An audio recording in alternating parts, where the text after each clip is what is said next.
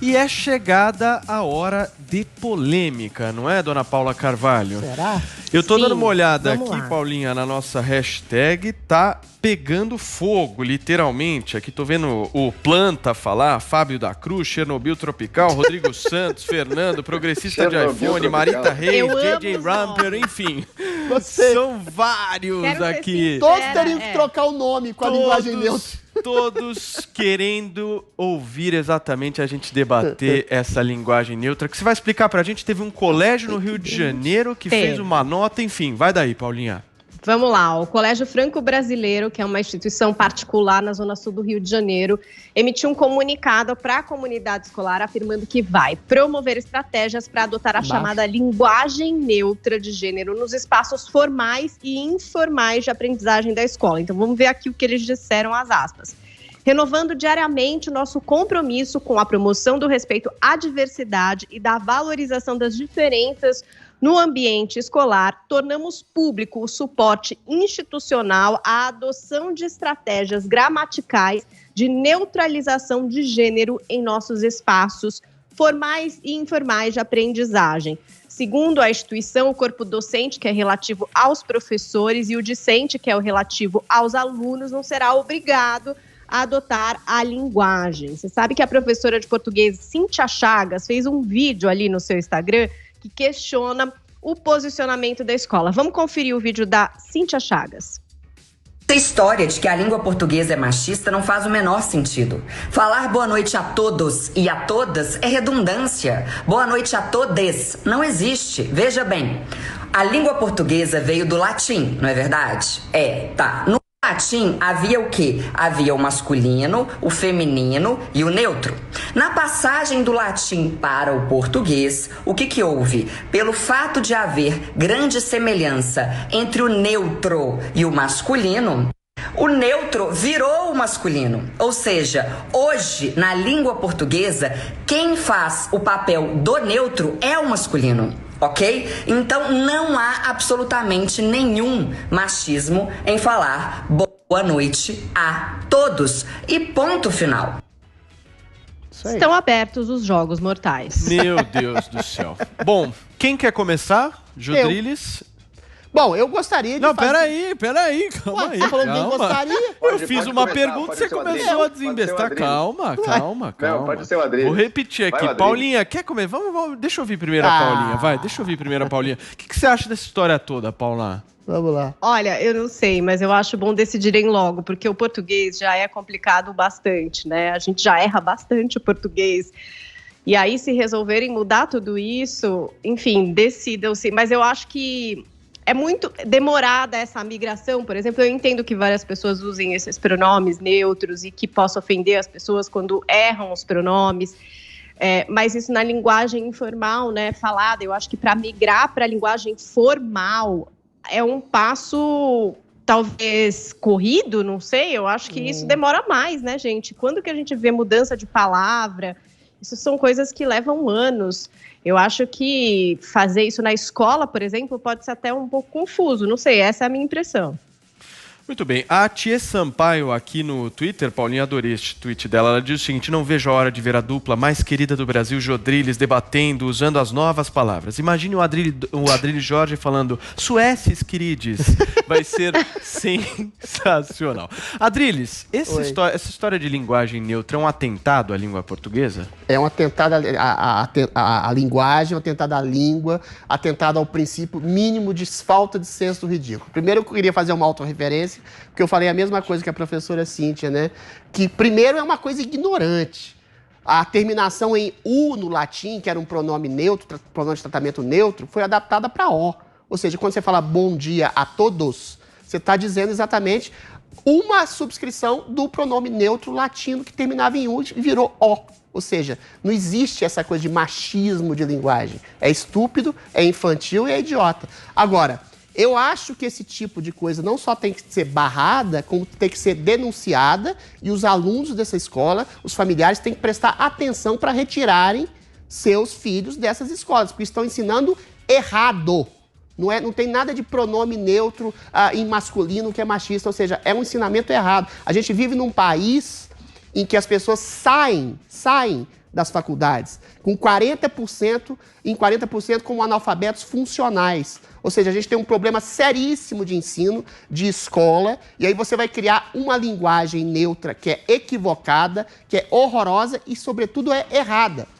Aí você vai criar uma pseudo-elite intelectual que vai falar em pronome neutro, elite progressista, que é uma elite que vai falar errado. Imagine seus filhos falando todes, querides, ames. É uma coisa assim, patética e ridícula, que é fruto daquilo que eu sempre digo aqui, de um tipo de educação sociosentimental que faz que as pessoas fiquem, primeiro, ofendidas com a ultrassensibilidade das pessoas em quererem ser chamadas de pronomes neutros, por uma ínfima minoria que tem um problema de disforia sexual, você cria toda uma larga estrutura linguística de cerceamento de um pensamento que inibe a contraposição das diferenças, que são as diferenças que nos fazem interessantes, aí nele, uma coisa assim completamente patética, que é oriunda de uma grande bandeira pseudo-progressista, que é a ideologia de gênero. Você vai da linguagem à ação, né? Por exemplo, eu conheço uma amiga minha que tem um filho numa escola, sei lá, socioconstrutivista, Paulo Freire, lá no Recife. E aí o filho dela tem um problema de identificação de gênero, que vai além da questão do pronome, né? E aí eu perguntei para ela, ela se sentiu ofendida. Tá, mas esse tipo de princípio, de questionamento, de identificação, o que é menino ou menina, foi colocado por uma professora ou foi uma dúvida original dela? Ou seja, você está ensinando questões às crianças de cerceamento de linguagem, de confusão entre gêneros e sexos diferentes. Você está criando uma esquizofrenia numa nova geração em nome dessa educação sociosentimental construtivista que é pérfida, que é péssima, em detrimento dos conteúdos. Você está criando uma geração de analfabetos funcionais que estão falando errado, isso está se propagando e que criam disfunções sexuais na cabeça das crianças. Isso tem que ser combatido, denunciado e massacrado. Ok. Joel, eu e você somos pais, né? Paulinha também tem filhos, enfim. Vou te falar a minha impressão e queria ouvir também você, o que você faria em relação a isso. O que eu estou enxergando dessa história toda é que é uma movimentação até um pouco silenciosa. A gente vive numa guerra cultural, a verdade é essa. Isso é um símbolo muito claro da guerra cultural, de uma visão de mundo versus uma outra visão de mundo. Mas, por exemplo, numa escola, e eu já vi até em universidades, chega um e-mail lá. Isso. Um e-mail falando bom dia a todos. Isso. Então não tem. Esse colégio fez a nota, beleza, ele fez a nota, tal, assumiu, comprou a briga abertamente. Mas em outros casos, que eu já vi inclusive, o negócio é mais silencioso. Só que o que eu fico enxergando dessa história, Joel, é o seguinte: essa ação ela é silenciosa, mas e a reação por parte da comunidade de alunos e por parte da comunidade dos pais e das mães dessas crianças? Eu vou te falar a minha opinião e aí eu queria que você também falasse a sua para ver se a gente tem a mesma ou não. Se o colégio da minha filha manda um e-mail desses, eu vou falar com a diretora da escola. Se ela achar isso normal, eu retiro a minha filha da escola. Eu não deixo a minha filha estudando numa escola assim, porque eu acho absolutamente equivocado ensinar uma criança uma linguagem dessa, que na minha avaliação é um atentado à língua e é uma coisa que traz uma divisão na sociedade que eu acho que não precisa. E para você, o que você faz com o seu filho? Você mantém ele na escola, você tira ele da escola, o que você faz? Olha, Paulo, eu acho que a decisão de manter ou tirar da escola teria que pesar diversos pontos aí. Eu também seria contra uma escola, a minha escola dos meus filhos, ou seja qual for, passar a usar esse tipo de linguagem. Agora eu observo também que muitas vezes, isso eu já vi mais ligado ao ensino superior, mas o ensino médio também vale isso. Muitas vezes essas mudanças e essas pressões, não é que os professores inventaram do nada. Na verdade, os professores nem sabem direito ainda a diferença entre trans, homossexual, coisas simples até, mas estão meio confusos, têm uma cabeça mais velha. Muitas vezes parte dos jovens esse tipo de pressão por uma linguagem inclusiva e aprenderam na internet, agora sabem que é assim, essa mudança simbólica.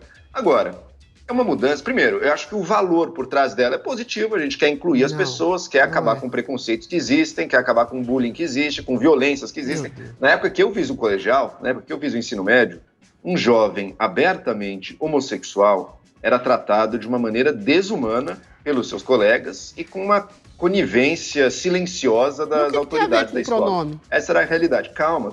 Imagine um jovem que fosse transexual ou não binário, ou o que quer que fosse. Daí nem se cogitava isso, porque seria assim, além de qualquer possibilidade ali. É importante criar um ambiente que acolha melhor as pessoas. Mas, primeiro ponto, vamos se ater ao que a professora disse ali, disse corretamente. O gênero gramatical não corresponde ao gênero real, biológico, né? Mesmo porque palavras que designam objetos também tem gênero. A cadeira, então a cadeira é feminino, ela é mulher, a cadeira a gente associa a mulher, mas o banco a gente associa ao homem, não tem. Joel. As línguas mudam, inclusive, né? O sol em português é masculino, em alemão eu sabia feminino. Fala. Joel, você citou o seu primeiro ponto, queria só te pedir um pouquinho de paciência, porque eu preciso ir para um rápido intervalo comercial e na volta eu volto contigo para a gente continuar debatendo essa questão de linguagem neutra aqui no Morning. Aguenta aí. E antes do intervalo comercial, nós estamos aqui debatendo com a nossa bancada essa história da linguagem neutra aí, que foi oficializada por um colégio lá no Rio de Janeiro. Eu tive que interromper o nosso intelectual favorito, nosso Harry desta bancada. Por favor, Joel, continue. Só lembrando que desde que eu tirei o óculos, a minha cara de Harry Potter diminuiu um pouco aí, hein? Então você vai ter que encontrar outro Jim Morrison agora. É verdade, tem toda a razão. Jim tem toda a razão. Gosto, hein? Jim Morrison. Agora, esse eu não vou reclamar, não. Agora, voltando ali ao caso. Primeiro, o gênero gramatical não corresponde ao gênero biológico, então essa equivalência que fazem é equivocada, como a professora bem apontou. Então, essa mudança na língua é equivocada. Ela cria uma dificuldade, eu acredito, uma dificuldade maior para você aprender a escrever e a falar a sua língua. A falar a língua não pode ser um exercício que você está todo momento tem que se policiar para lembrar da terminação correta. Isso é uma língua artificial. Isso é como a gente trata a língua que a gente aprende na aulinha de inglês, numa aula de uma língua estrangeira. A sua língua, ela não pode ser tão complexa a ponto de que você seja artificial, você conseguir se comunicar corretamente na hora de se expressar nela. Então, cria mais esse entrave para os alunos poderem usar de forma natural, aprenderem a ler e escrever direito. Isso é a maior deficiência do Brasil hoje. As pessoas não estão aprendendo a ler e escrever, mesmo em colégios de elite, como é esse caso aí. E por fim, e esse eu acho que é um ponto talvez mais sério, a gente tem que lembrar que o preconceito contra transgêneros e outros não é o único preconceito, a única desigualdade que existe no Brasil, né? É importantíssimo combatê-lo, mas tem que ser combatido com as ferramentas corretas. Esta ferramenta da mudança da linguagem não é à toa que apenas colégios de elite que aderem a isso, porque é uma causa totalmente distanciada. Então, se você quiser criar um abismo ainda maior social no nosso país, você cria uma língua portuguesa das elites, com gêneros neutros que ninguém entende direito, e a língua do povo fica totalmente diferente. Você está criando um abismo entre o português normal, falado pela maioria dos brasileiros, e o que jovens e colégios de elite mudaram como uma engenharia social na língua, de forma a torná-la supostamente mais inclusiva, mas na verdade não. Na verdade, ela amplia o abismo social brasileiro. E por fim, cabe aqui lembrar uma coisa, esse mesmo colégio aí, Colégio Franco-Brasileiro, acho que é o nome, né, lá do Rio de Janeiro, ele recentemente protagonizou um episódio muito lamentável de racismo, em que uma aluna negra foi hostilizada com mensagens de WhatsApp e tudo, e saiu da escola. Então, acho que às vezes é melhor olhar mais para as práticas e produzir de fato um meio mais acolhedor e que combata de verdade os preconceitos, do que ficar olhando apenas para questões simbólicas do uso da língua, que podem ter efeitos muito nefastos nos próprios alunos, para aprender essa complexidade toda, e na própria sociedade brasileira, que vai ser criar um abismo social dos diferentes portugueses. Perfeito. Paulinha, em seguida o Adriles. Vai lá, Paula. Concordo com o Joel nesse sentido de, enfim, atitudes que de fato tragam resultado diferente do que só a linguagem, mas eu queria lembrar que entre os jovens não tem só a linguagem neutra, não. Será que o Adriles sabe o que é PVP? Não. As abreviações da internet? Os jovens conversam em línguas próprias e eles criam ali... PVP é player versus player. Outro dia meu filho veio conversar comigo, ele tem 9 anos, eu não entendi nada do que ele falou. Então também a gente tem que entender que existem movimentos, e aí se forem espontâneos, e se forem coisas, enfim...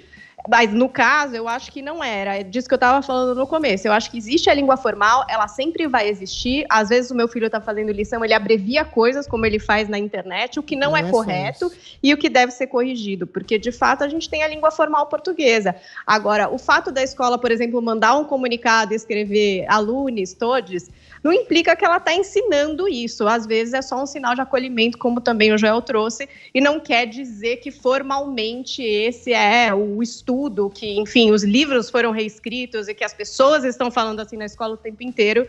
E até nessa escola mesmo, ali está dito que não é obrigatório. Então, talvez até seja alguma coisa que não tenha efeito nenhum, hein? Que nem vá acontecer ali, porque só aconteceria de forma espontânea, como, por exemplo, o PVP aqui do Player versus Player, o WTF, CTZ, é um monte de coisa que rola na internet que é língua própria. Só um minutinho, Adri, deixa eu fazer uma pergunta para a Paula. Mas isso, só deles colocarem no comunicado e colocarem aí nos e-mails dele, não mostra a concepção da escola?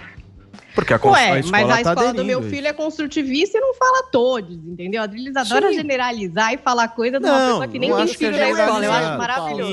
Generalizado, aí a questão é a seguinte, isso, por exemplo, num comunicado informal, qual que é o problema? Falou todos. Isso pra mim não faz diferença nenhuma. O que interessa é o estudo formal. No estudo formal, como que é? Vai acontecer? Em sala de aula, o professor vai chegar lá e falar...